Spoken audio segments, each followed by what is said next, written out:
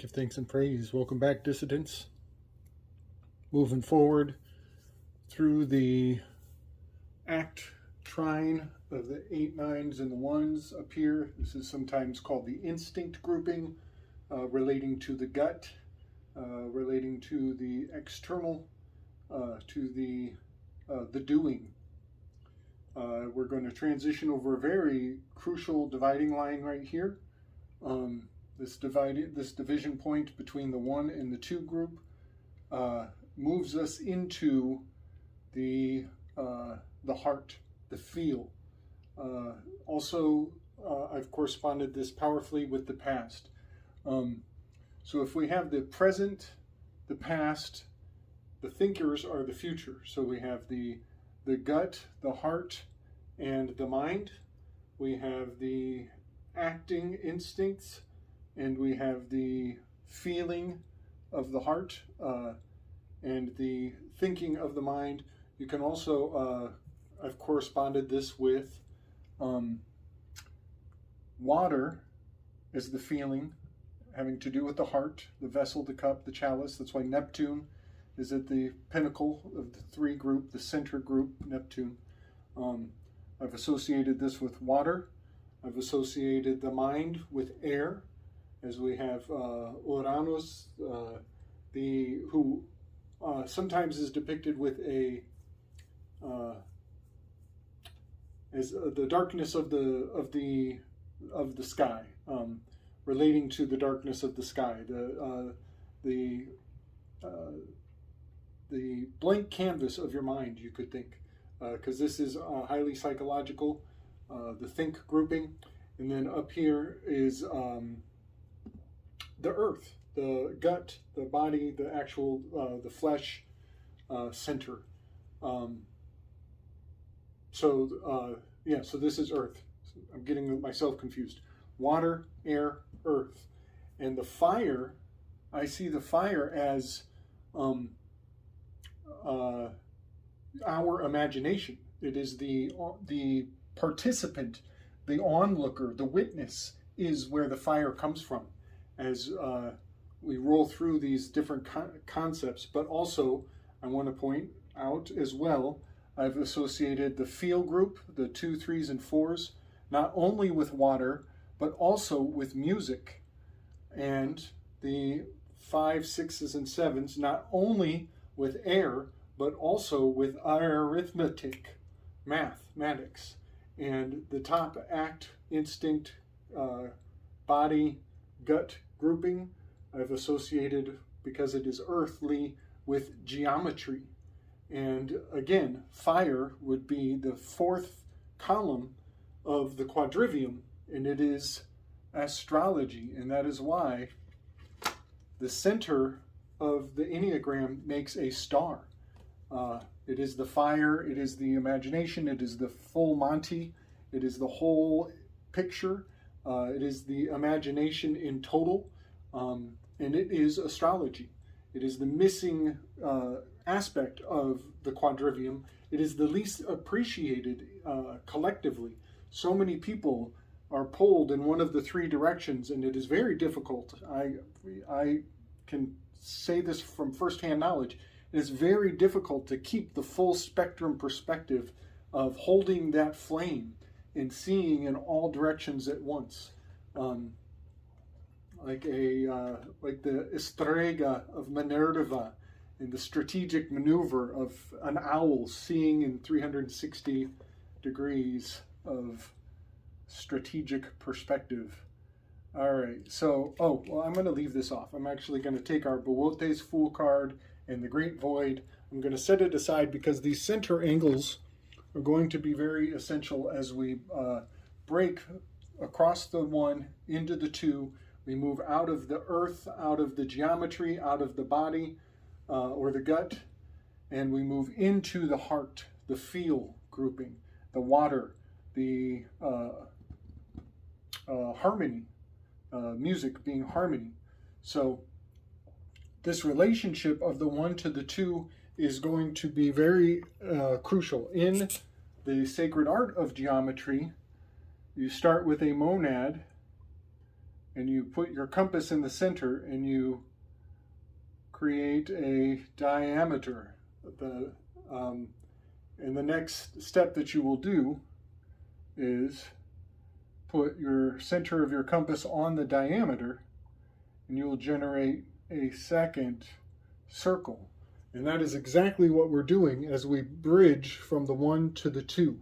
And you will hear in Pausanias's eulogy, you will hear him eulogizing on the nature of having a earthly, mundane, common law up above. This will become the Ba. And having a heavenly love or a heavenly Aphrodite, and that will become the Ka. So he is actually revealing deep Egyptological truths in his eulogy. And so he will put forth that there are 2 types of law: common law for the common folks, for foreigners, and heavenly law for the inner circle, for the elites. And something really dark and nefarious and quite disgusting is like a filter that makes it very difficult to progress through the rest of this conversation as they actually discuss the practice of pederasty, what we call pederasty. But in the days of the Greeks, this was completely normalized. So, like I said, it's very hard to proceed with this project, knowing culturally, having the mindset that I have. I look back with a heavy, heavy heart and deep judgment on the practices of the Greeks. And what blows my mind is that it is not necessarily as foreign as we would like to think. It's very uncomfortable to consider that in the upper echelons, the heavenly law system, that they literally still practice these dark treatments of children.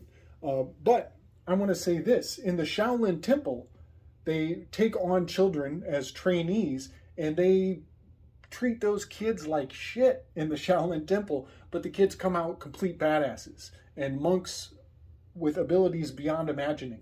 So while there is something really dark about taking the children under the wing of these elites and giving them training from an unnaturally young age, at the same time, I find myself looking at these little kung fu kids in the Shaolin Temple, and I think, man, if I had started when I was young, I could be standing on 1 foot with 1 foot in the sky, kicking the stars out of the heavens.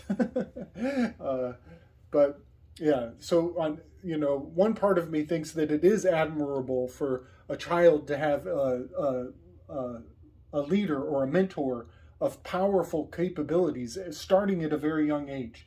And that is practiced in many cultures, not just the Greeks, still today. But on the other hand, I do know that in politics, in these higher orders of court and justice systems, they are still doing things with children I don't approve of.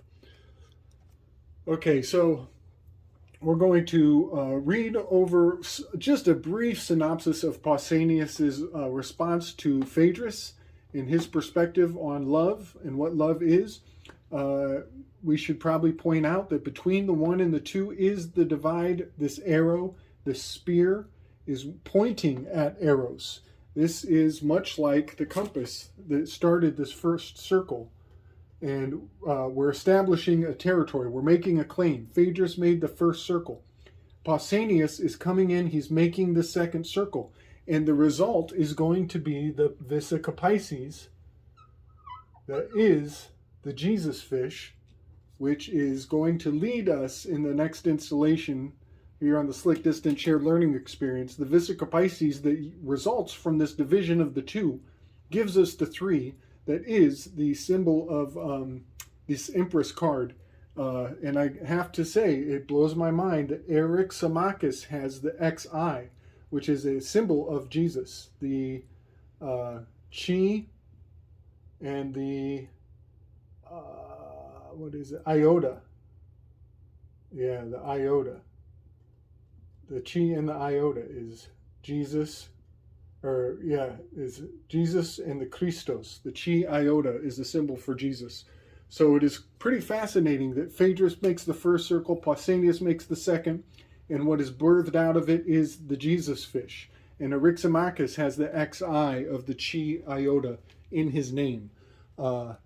Really fascinating to me how geometry is, the truth of geometry is immortal, and it is still alive in so many aspects of our mythology. So I'm going to read Pausanias. I'm going to give a persona to the High Priestess card, and then from that practice will be birthed the new Aeon. We're going to end off on the Aeon card. This might be a long installation. We are going all over the place today, folks, but I guarantee you we're laying out these natures. Nature means, comes from the word Egyptian word netis, and it also means 9. These are the 9 natures. And so the fact that math has been around since as long as humans have had fingers, it means that these truths still stand today and will be immortal and rear their head throughout mythology and art over many, many arcs of many, many centuries. So please hang in there with me. A lot of this should make some sense by the time we get done. Hopefully a little more sense than when I started. Okay, so I'm going to kind of pick up right where Phaedrus is finished. The character who is narrating the entire symposium, his name is Aristodemus. He is actually the witness who is giving us this story. I misspoke in one of my previous installations. I called him Apollodonus because Apollodonus is telling us of a story he was told by Aristodemus. So I've interchanged their names with this character twice, and that's a very understandable mistake. But I know that this is Aristodemus, because Aristodemus says that he was putting on his fanciest of sandals to go to the party, which was unusual for him and strange. He calls the sandals strange because he generally would have preferred to go barefoot, as the admirers of Socrates often were barefoot. Okay. And also we have Beth. This is language. He is the one speaking. He is telling the story. He is the Mercury. He is the messenger. He is delivering this mythology to us. Okay, so moving forward, from Phaedrus finishing and Pausanias picking up where he left off, I'm going to try to rip through this relatively quickly. And I want you to notice that while the 2 is referring back to the 1, you see this arc of the 2 and the 1, the relationship, it uses mention of Aphrodite down here, Venus. The 2 will mention the 4 and how it is a division. There are 2 forms of Aphrodite. There is the common earthly Aphrodite, and there is a heavenly Aphrodite. This is the Ba and the Ka, the 2 types of love, the division point from the 1 circle to the 2, giving birth to the Vishakapaishis. Thus, or something like this, was the speech of Phaedrus, and some other speeches followed, which Aristodemus did not remember. The next of which that he did repeat was that of Pausanias. Now Phaedrus, he said, the argument has not been set before us, I think, quite in the right form. We should not be called upon to praise love in such an indiscriminate manner. If there were only one love, then what you said would be well enough. But since there are more loves than one, should have begun by determining which of them was to be the theme of our praises. I will amend this defect, and first of all, I will tell you which love is deserving of praise, and then try to hymn the praiseworthy one in a manner worthy of him. For we all know that love is inseparable from Aphrodite, which is Venus here. So he's The 2 is referring down to the 4, which will follow this line back up and divide it into the 1 and the 2. For we all know that love is inseparable from Aphrodite. And if there were only one Aphrodite, there would be only one love. But there are 2 goddesses, there must be 2 loves. And am I not right in asserting that there are 2 goddesses? The elder one, having no mother, who is called heavenly Aphrodite. She is the daughter of Uranus. The younger, who is the daughter of Zeus and Dione, her we call common. And the other love, who is her fellow worker, is rightly named common, as the other love is called heavenly. All the gods ought to have praise given to them, but not within the distinction of their natures. And therefore I must try to distinguish the characters of the 2 loves. Now, actions vary according to the manner of their performance. Take, for example, that which are now doing, drinking, singing, and talking. These actions are not themselves either good or evil, but they turn out in this or that way according to the mode of performing them. And when well done, they are good, and when wrongly done, they are evil. And in like manner, not every love, not only that which has a noble purpose, is noble and worthy of praise.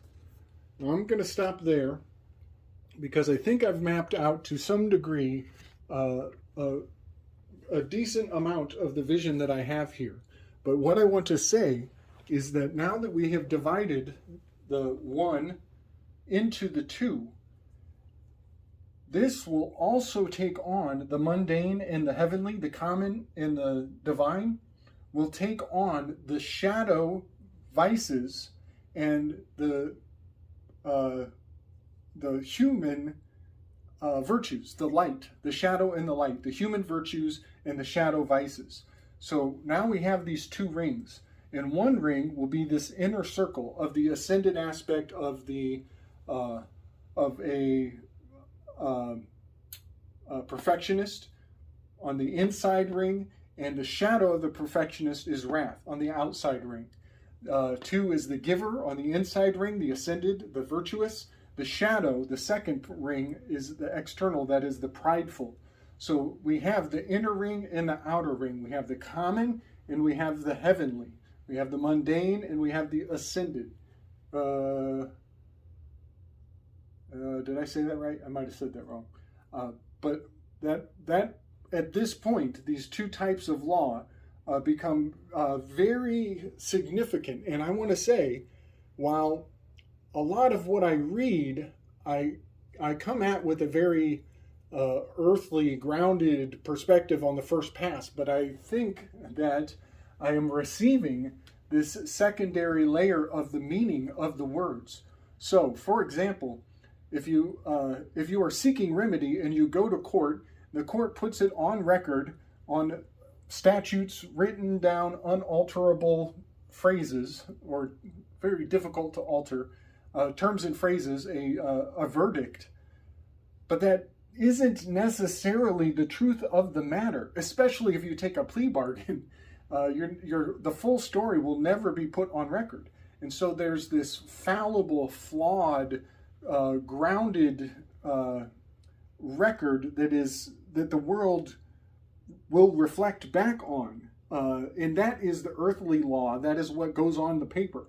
However, it is your soul that knows the true story of the case and the full details of what actually happened.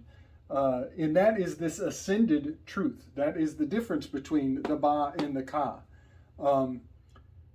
And I just wanted to make that distinction. While I do see that there is, they are making a duplicitous legal system, one for the common outsiders, and a second one for themselves, for the inner circle, the inner ring of the elites.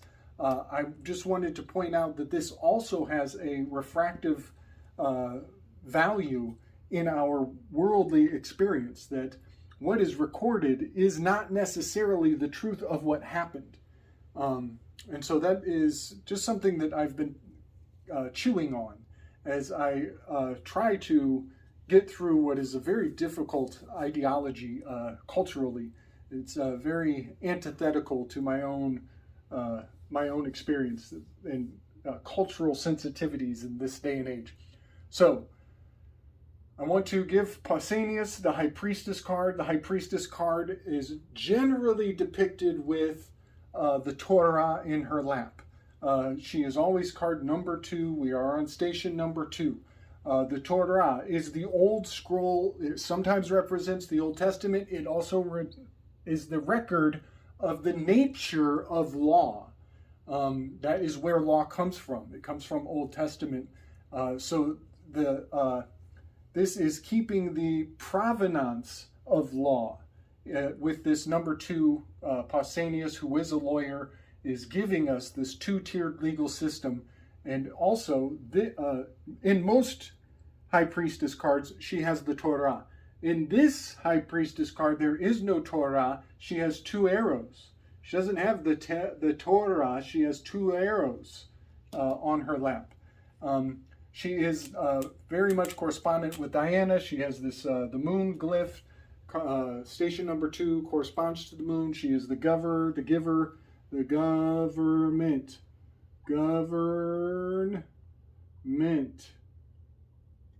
She is the Givermonster. And government is claims to be the authority of the provenance of the entire legal system and keeping all the things on record. But they do practice a 2-tiered legal system, as equity is not available to those who are not of equal power dynamic. So if you don't have the same exact power dynamic, you don't get access to equity. And it has a lot to do with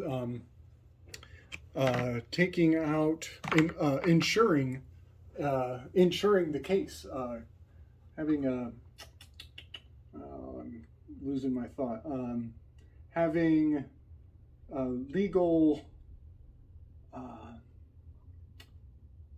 brokering the legal liabilities, having control over potential liabilities. It has much to do with trust law. You have to be the one who is insuring the case, and once you have control of over the insuring of the case, then you can be seen equitably and get access to this heavenly 2nd-tier side door jurisdiction in law. I want to give this card to Helena Blavatsky, who I learned today. A lot of people would be tempted to give this to Frida Harris herself. She is the artist card. She's the artist. She's the art card and the artist who made the deck. This is Helena Blavatsky, who predates Frida Harris by about 40 years. They have almost the same birthday. I believe it's Harris is the August 13th, Blavatsky August 12th. They are almost the exact same birthday. But this is powerfully Blavatsky because Blavatsky is the HP, Helena Petrovna Blavatsky. She's the High Priestess number 2, card number 2. Crowley removed the H from this card. I think he was dismantling her. He was undressing her. He was taking away her her title. And now she is just PB, which is 162. It's a very interesting letter there, or number. Yeah, he removed the high from the priestess. But I'm going to give that to Helena Blavatsky, who I think, strangely enough, may have a very powerful relationship to the persona that I'm going to attach to the Aeon card. I think there's a high likelihood of a genetic link between Helena and Greta Thunberg. Dun, dun, dun. Yeah, I'm going to give Greta the Spirit of the Aeon card, the child of the new age. So many things. Her folks are, her mother's name is like Milena, which is essentially Helena Blavatsky. Milena, her mother, has very interesting blood ties. But I'll say this: Theosophy is the official religion of the United Nations, of the UN. And that is absolutely mind-blowing to me because, now I'm not going to get into it, but you can see the United Nations, they have that very unique flag, and yeah, they are theosophists, and a lot of people are all gung-ho, get behind Helena Blavatsky, woohoo, girl power, whatever. That's all good. That's all good. I'm going to stay ambivalent like I try to do. But I do see strong hazard in removing the focus of will further away from our center, you know, to give control over decision making to a body, an agent, to give agency to a group of people who are so removed from the moment when a person needs to make a decision. That's just moving further and further from the central locus of decision making, which is in the here and the now, in the moment of living. It's very anti-life to give agency to a governmental group that is so off the land and overseas. It's very dangerous to send out our will and our decision-making process to something so distant. So this is Capricorn. Also, the High Priestess card is in Capricorn. And it is the end of the new year. So we have the closing off of the old. We're coming out of Sagittarius and into Capricorn, hence the archery, the bow and arrow on our lap, and going through the gates and commencing a new cycle as we move into January. So I just wanted to put all that down. I'll bring some images of old Blavatsky and who I think is maybe her great-granddaughter, grandniece, some kind of blood relation to Greta Thunberg, who is the Aeon card. Now, I want to talk about the Aeon card at length. In fact, I should maybe cut it here. Yeah, I'm going to cut it here and do a whole second video on the Aeon card because I do have so much to say about it. This is in my On the World stage.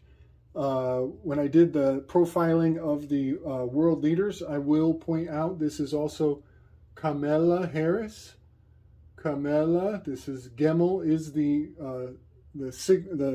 glyph, the Hebrew glyph on this card.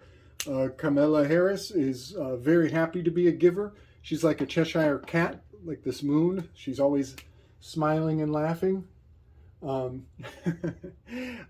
also, I think Kamala Harris is related to Lady Frida Harris as her Kamala's. So Harris it means princess. In reverse Hebrew, it means so Sarah means princess. The name Harris means an heiress, somebody who will inherit the throne. So having her as the VP right now is very fascinating. And that's a vicar. Vicar, she's the vice. The vicar is the cup. She is the holy cup. And like I said, we are in the water. We're in the music. We're in the feel group here. So having her as the vicar president is quite fascinating to me. I haven't looked at Harris's birthday, but I do want to say, yeah, having Kamala as the number 2, the giver with the shadow of pride, is just fascinatingly appropriate. Camel is a gift bringer. Camel in its day, the camel was a mode of transportation. So of course it was a giver. Because it meant that the deliveries had arrived. And again, I think that this priestess, she will deliver the child of the new age. I think I'm done with all of that. There's so many layers to everything. I just want to make sure I don't miss any corresponding facts here. Yeah, I think I'm done. We are staying in the moon. Oh, Taurus. That's another thing. So this card is in Capricorn. It is an earth sign. Capricorn. The other two earth signs on the zodiac will be Taurus and Virgo. So I just want to make sure we get that across. Here we have the High Priestess is a Capricorn sign. She is the glyph of the moon. She is an earth element. As here on the zodiac, we are in the winter. This is representative of diamonds or pentacles. Up in the springtime, the element of earth is Taurus here, 4 months later. And then you count 4 more and you're going to end up in earth again with Virgo. So Capricorn, Taurus, Virgo are all earth elements. And the Aeon card that I'm about to move into is going to be a minor deacon of Taurus. It is Auriga, the charioteer, who is just over the head, just over the crown of the bull with the horns there. It's got the knees touching the horns. It's got the horn on the knees. Auriga, the charioteer. So that will be our next installation here on the shared learning experience as we finish off station number 2, the giver with a shadow of pride. All right, everybody. Big love and respect, strength and wisdom.